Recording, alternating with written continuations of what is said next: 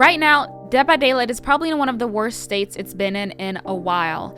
I'm not the type to typically doom post, but there have been many promises that have added up over the years that just aren't happening, especially within the last year, considering the highly anticipated health update and subsequently delayed chapter from November that was pushed back all the way to January.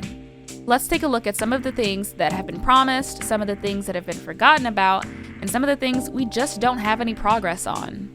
The Realm Beyond, which included visual reworks for maps, characters, and objects.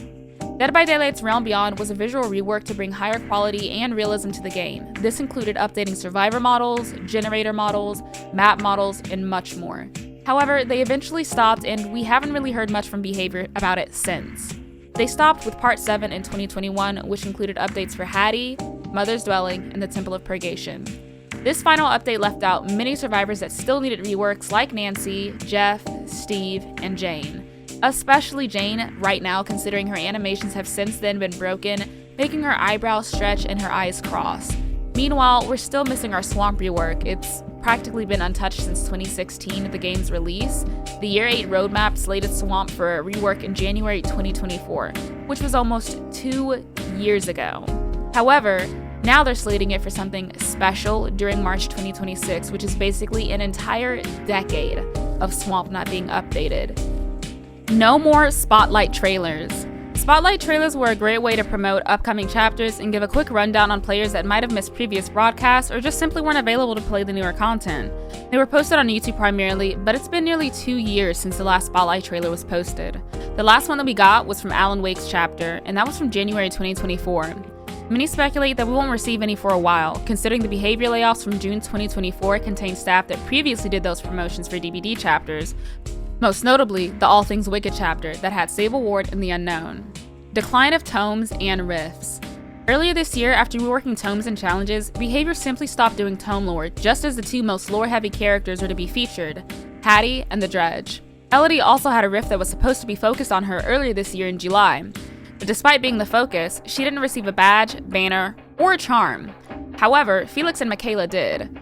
Funnily enough though, they were able to make a Jim the Beam badge in less than 2 weeks after the Walking Dead chapter, where the loading screen had a bugged singular floating beam, leading players to believe that they either didn't playtest a singular match, or they just didn't care enough to remove it before launch. Thankfully, they finally previewed Elodie's badge and banner, but I'm not sure why they released the rift without it in the first place, especially considering this was released all the way back in July.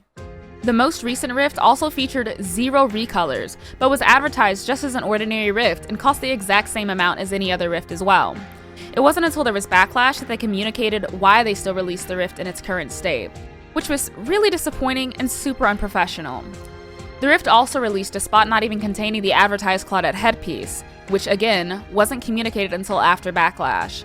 Furthermore, despite it being shown in a trailer where it clearly looks finished and presentable, they say it will not be coming to the game until early 2026.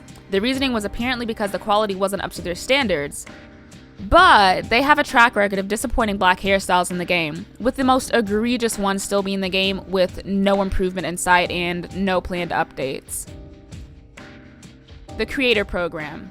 Earlier this year, in late May, Behavior announced that the previously invite-only creator program, the Fog Whisperers, would be disbanded and replaced with the Dead by Daylight creator program. Applications were open for all to apply within certain requirements, such as 10k follower minimum, but there hasn't been any real update since then. The only thing that we know is that there were a lot of applications and no one has either been accepted or denied, unlike the initial wave of creators from the original Fog Whisperers and select others. But they also said after 4 to 6 weeks that they would start replying, but that's not happened. And they said that they won't be replying until they review every application.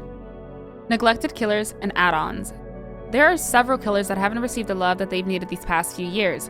Of course, there are obvious answers here, but I will absolutely say the Myers rework is extremely unsatisfying to play as, but also play against. However, looking at the more obvious, the Skull Merchant and the Houndmaster have been completely disregarded. I've already made a very detailed video on Skull Merchant if you'd like to watch that, but to sum it up, her main problem was that she was insane for 3-genning and developed a horrible reputation. They nerfed her into nothing, and now players have been waiting in limbo ever since. The last update was March of this year, and nothing since. Meanwhile, Houndmaster had a very buggy PTB, and I knew from the start that unless the live release was pushed back, there was no possible way that she'd be a functioning killer. And I was right. Houndmaster's dog, Snug, has horribly jank animations, frequently gets stuck, won't follow your trajectory, and her kit has a lot of input delay by itself, difficulty locking onto gens, and so much more. Just take a look.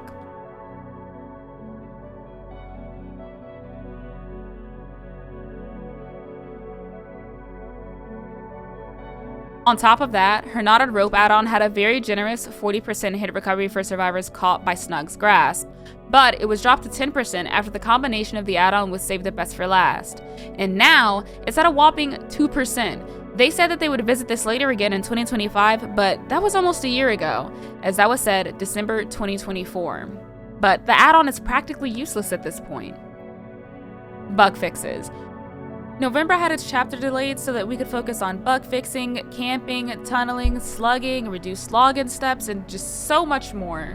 That was according to the quality of life roadmap. But we haven't really seen anything drastic. There were also several game-breaking bugs that happened with Aurella's release earlier this year in May, which still haven't been resolved. Here's a laundry list of notable bugs that just haven't been fixed yet. Deathslinger has had an animation bug that's supposedly been fixed 3 to 4 times now, but it's still there. Deathslinger can have a bug where he can't shoot some survivors as they're vaulting. Deathslinger can't shoot over some obstacles. Going into the basement of Greenville Square causes an overwhelming amount of fog. There's been game stuttering and frame drops ever since the swap to Unreal Engine 5. Spectating in public games and custom games will break it sometimes. It depends on what it is, but there are several bugs. Bubba and Houndmaster can lose their power entirely at times during matches. Hooks on some maps have been misplaced or rotated incorrectly, resulting in unsavable/unhookable areas. Several killers have had desync issues where attacks connect with the survivor but just don't register. This is especially prominent in 2v8, and it has happened every single time it's come back. Dracula stutters when shapeshifting. Dracula's Hellfire won't fire at times. Dracula's Hellfire can also be misaligned. Dracula's Hellfire is sometimes missing its third pillar. Dracula can't Hellfire through certain shack pallets or mini objects which are visually short enough, but it just doesn't happen. Sometimes audio doesn't play survivor vaults on either side. This has been an issue for, oh my god, I want to say maybe at least 3 years now. Dracula can somehow turn into an orb. Plague's hit validation is wonky and has been ever since her release in 2019. Ghostface has a bug where the revealing noise is playing much longer than needed. This one has also been around for a while, probably around 8 months at this point. Auto-aim has gotten significantly worse throughout the years. Nemesis' zombies frequently just get stuck/immobile on certain parts of maps. Nemesis whip animation just won't play at times and has been this way since his release in 2021. Sometimes Wesker's grab attacks just don't register. Sometimes if a killer DCs during 2v8, the killer bot won't actually kill the survivor, it just follows them around. Doctor has had a bug with his Madness VFX, which displays way more static than intended, leading to accessibility issues. Certain killer animations just won't play, such as Ghoul sleeping or Blight's walking after a rush. Ghoul sometimes has this happen.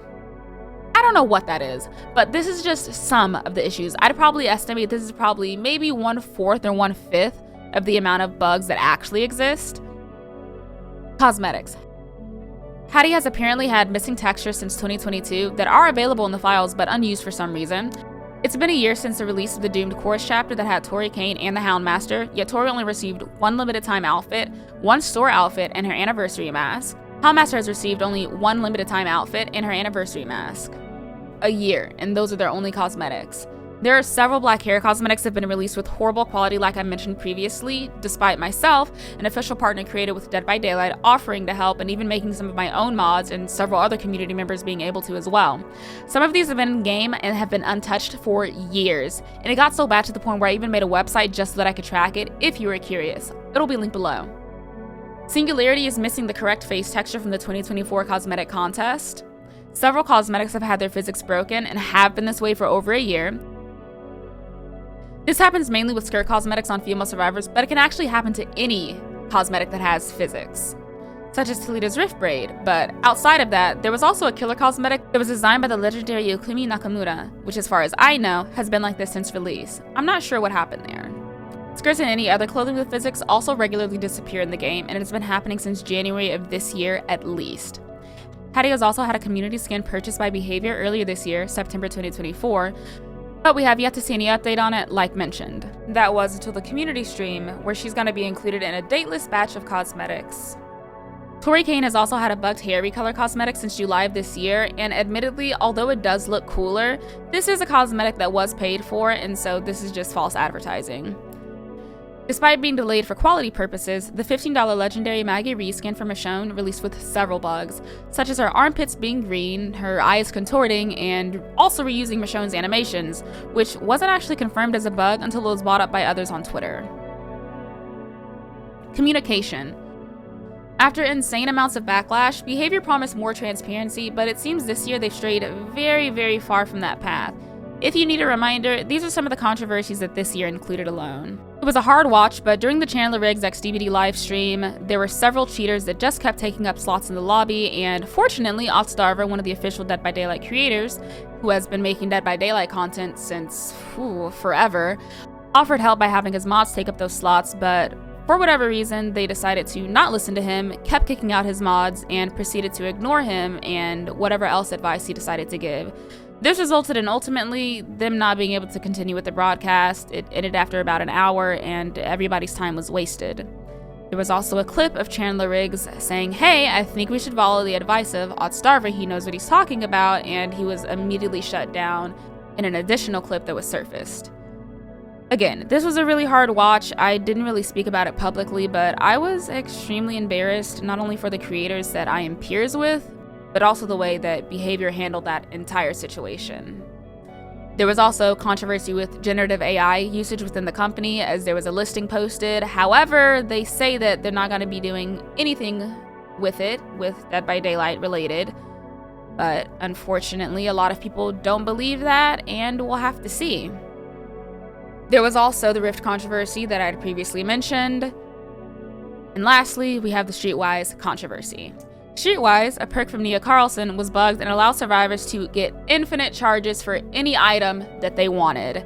And unfortunately, after this was broadcasted everywhere from different creators and people finding out about it on TikTok and Twitter and YouTube, it spread like wildfire. Plenty of people were abusing it, but devs ultimately said that it was something that they were not going to kill switch because it wasn't that important and it took a really long time to do.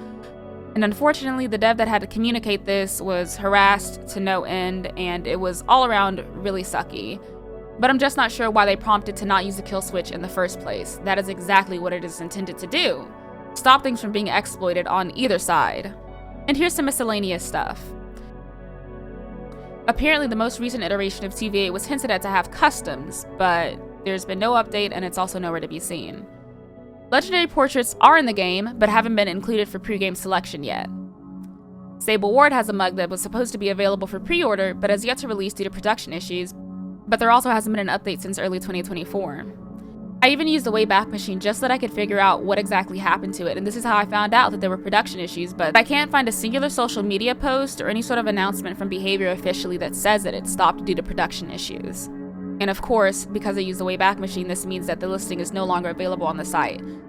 So it was quietly swept under the rug, and I'm sure people got their money back for it, but this is something that should have been announced because I know so many people were excited to buy it to the point where it sold out during the same stream that it was announced. Will it ever come back in the future? What were the production issues? We don't know, and they're not telling us. The casting of Frankstone had a previously confirmed skin slated for release, but it wasn't until many kept asking that it was admittedly cancelled. Now they say that they're bringing the casting of Frankstone back into DBD, but somehow in a different form. To be honest, I'm actually kind of surprised that it was just a skin collab that they had planned, because the casting of Frankstone is set up in the DBD universe, 3D models already exist, and we all thought that Frankstone was going to be a killer in Dead by Daylight, not a skin. That is actually all I have for today's video, but if you guys have anything else that I missed out on potentially, let me know down in the comments below. Let me know what you think. I always love having these kinds of discussions. Also, special thanks to Aoyuki420, StadeBubble12, Amulet Bussy, Playta_Flay, Yui_Simp02, and more for contributing everything that made today's video possible.